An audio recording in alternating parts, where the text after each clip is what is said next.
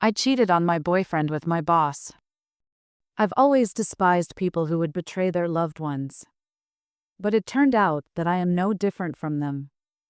I betrayed not only my lover, but also my own principles. When I turned 30, I began to think about what I wanted from life. This age always looks like an important milestone, like a moment when you need to realize your own desires and goals. Working for a large company was familiar to me. I was a wholesale sales manager, responsible for developing strategies to increase sales and overseeing their implementation. Every day I was faced with new tasks, new challenges, and this gave me confidence. But despite my working life, I felt in my heart that something was missing. My boss, Mr. Smith, was married and considerably older than me, and his experience and confidence always made me admire him. He was a true professional in his work, and this drew me to him. Our conversations began with work-related topics, but gradually drifted into less formal discussions. We exchanged trivia about everyday life, and then we started joking about more personal things, our hobbies outside of work, how we saw our relationships with others. Sometimes there were hints of love in the jokes, which added some spark to our conversation.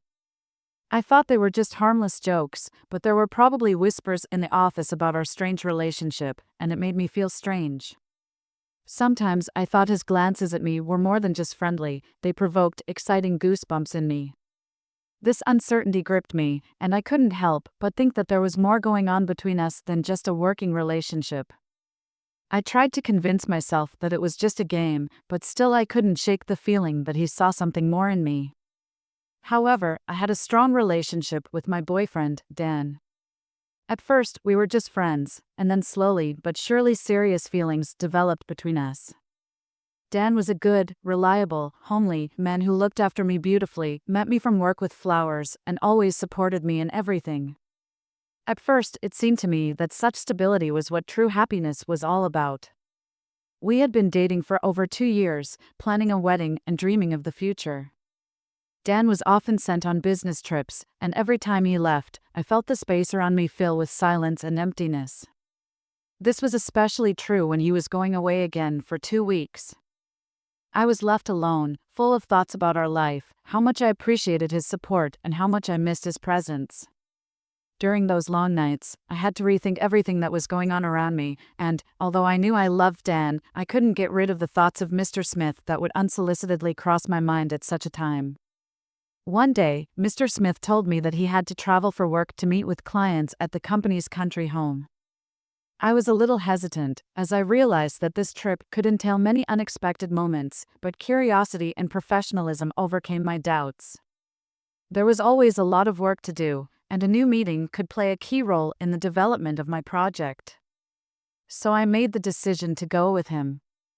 We got into the car and hit the road, and with every minute I could feel the excitement building up inside me. After the business meeting was over and things were settled, we decided to stay the night. It seemed like a normal decision, we were professionals.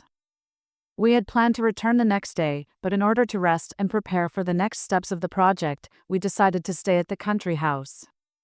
The atmosphere around it was romantic, candles with flickering light, a cozy fireplace, wine that was felt against the background of light music. The moment seemed perfect, and I realized that this was the place that could be the beginning of something new and beautiful. We discussed work, shared ideas, and laughed about funny situations that had happened during the day. Gradually, the conversation became more personal. I could feel not only excitement building up in me, but also some whole new level of intimacy. I could notice his eyes becoming more attentive, the way he listened to me, and the warmth in his voice. There was a relaxed atmosphere in the air that gave the illusion that we were alone in the world. I was scared at first, and I tried to fight that fear. I knew my obligations to Dan and realized that this situation could have irreparable consequences. My heart was pounding in my chest and my thoughts were confused, but the excitement only made the attraction between us stronger. I could feel the tension building, and at some point I realized I couldn't resist anymore. I just gave in and let the moment take me over. We spent the night together. I can't describe how I felt at that moment. It was both joy and fear, the knowledge that it wasn't really right, but the desire that was pushing me forward was so strong. It was like a betrayal. I was aware that I was neglecting everything I had created with Dan, but suddenly I wanted to go against the rules, to listen only to my own desires. That night was full of passion, but also a deep inner conflict that tormented me like never before. I realized that I had crossed a boundary, and this feeling would haunt me for a long time to come. When I got home, it was already later than I thought. I was slightly nervous, feeling the excitement building up inside me. The door was ajar, and when I walked in, I was greeted by the smell of dinner cooking. Dan was back and waiting for me with a candlelit dinner. He was glad I was home. His soft smile reminded me of how easy it was to be with him, how warm his presence made me feel. We spent the evening in easy conversation, eating my favorite pasta, sharing stories about the day before, and for a moment I thought everything was fine. But inside me, everything was churning. I tried not to think about what had happened. I smiled, talked about plans for the weekend, did my best to maintain a semblance of normalcy. We had had a stormy night, and it only added to my inner conflict. Although I tried to push the heavy thoughts of being with him to the back of my mind, I couldn't shake off the remorse. A few days later, I thought I was able to put things back on track. One night, however, everything changed. Dan and I were sitting on the couch together, watching a movie. I was trying to enjoy the moment, but something was bothering me. His phone trembled on the table, and he picked it up. I noticed his gaze become intense, and a foreboding feeling came over me. When he read the message from his friend, his face went pale, as if the blood had rushed from him. I felt my heart sink. "Why did you do that?" he said, his voice full of pain and frustration. It was a simple but full of bitterness accusation, like a sharp blade that pierced my chest. It was as if, in that instant, everything I'd been doing, every attempt to maintain a semblance of normalcy crumbled. I didn't know how to answer, the words stuck in my throat. It was a real disaster. I probably wasn't prepared for him to bring it up. All my inner conflicts were suddenly on the surface, and I was faced with the consequences of my wrong actions. I tried to explain that it was a mistake, a moment of weakness, but every word I spoke sounded unconvincing, even to me. Tears began to flow down my cheeks, but it couldn't change anything anymore. Trust had been broken, and an abyss had formed between us that I might never be able to overcome. He gathered his things with surprising coldness and walked away, leaving me alone with my bad decisions and confused feelings. I stood there, unable to comprehend what had happened. I tried to talk to him again or explain myself to him, hoping that we could find common ground, that he would understand my weakness and forgive me. But he stopped all communication with me. I sent messages, called, tried to meet, but in response I received only silence. It was terrible. Each new day brought only more agony, depriving me of hope.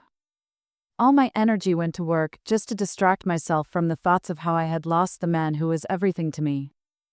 I immersed myself in projects, trying to find solace in tasks that brought some sense of accomplishment. But even in the office, among my coworkers, I felt lonely. I built walls around myself, hid my feelings, and tried not to show how much it all gnawed at me from the inside. However, once the mistake happened, it didn't go away, it became a part of my life. I decided that I needed to find a way to make things right, to fix my life. But all my efforts only emphasized the emptiness I felt inside. I realized that trust couldn't be rebuilt once it had been broken. This thought seemed the most bitter. It haunted me from night to night, making me feel alone. Several months passed. I still couldn't get over him and start a new chapter of my life. I avoided my friends, tried not to cross paths with them. I often thought about that moment when I had a choice, things could have gone differently. I replayed over and over in my head the moment I was drawn to Mr. Smith, as if that could have changed the past.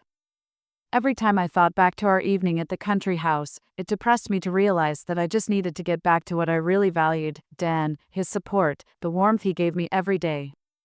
But I'd missed that chance, and that knowledge was haunting me. I knew now that nothing could ever go back, and that realization would stay with me forever. Every time I was about to do something important, intrusive thoughts of the past interfered with my plans, like ghosts reminding me of what I'd lost. I'd lost not only Dan, but also my trust in myself. It became a sign to me there comes a time when you have to take responsibility for your actions, to sometimes just get out of old mistakes and start over. But how hard it is to start over when the weight of regret is weighing down on you. From then on, I lived with constant feelings of guilt and regret, like I was carrying a weight that couldn't be dropped. I was still shaking for a long time, gripped by anxiety in moments of silence. I tried to distract myself with work or new hobbies, but ended up returning to the same abyss of thoughts from which there seemed to be no escape. I couldn't settle down, and each day this tearing feeling only got worse. Finally, unable to bear the strain, I decided to tell my mom. I hoped that she could understand, support me, at least listen to me. When I opened up to her, she looked at me with an ineffable look that said more than any words could. "What you did was wrong," she said with disappointment. "It was bad. I would never do that." My chest clenched at her words. I always wanted my mom to be proud of me, but right now her voice sounded like a rebuke rather than support. "You're very frivolous and available," she added, and those words stabbed into my soul like sharp knives. Could she be right? I couldn't help but ask myself this question: is it true? And if so, what does it say about me? I've spent my life striving for independence and self-sufficiency, but in this moment I felt a strong need for acceptance, for approval. I felt that my actions were not just a mistake, but a betrayal of myself. After all, I still continued to date my boss, going back over and over again to the same mistake that had already cost me so much. Every time he smiled at me, I felt both pleasure and a weight pressing down on my conscience. I couldn't let go of the traitor label. It was like a shadow following me around, exposing everything I was and everything I'd ever really wanted to be.